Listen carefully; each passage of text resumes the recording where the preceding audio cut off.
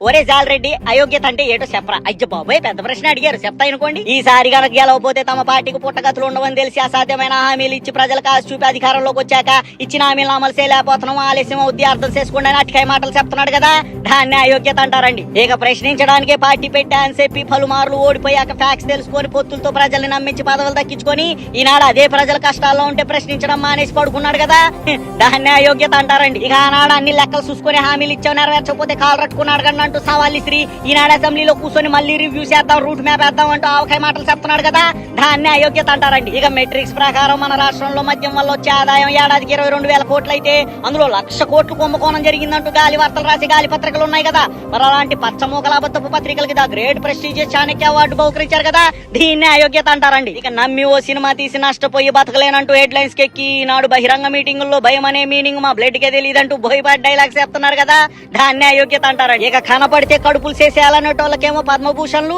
ఇకనైనా కడుపున ఆడబిడ్డ కాకుండా మగబిడ్డ పుట్టాలని కోరుకుంటున్నా అనేటోళ్ళకి పద్మ విభూషణ్లు కట్టబెట్టారు కదా, దీన్నే అయోగ్యత అంటారండి. ఇక ఇప్పుడు ఇన్ ఎలిజిబిలిటీ అనగా అయోగ్యత అంటే ఏంటో మీకు అవగాహన వచ్చినట్టే కదండి. ఉంటాండి మరి.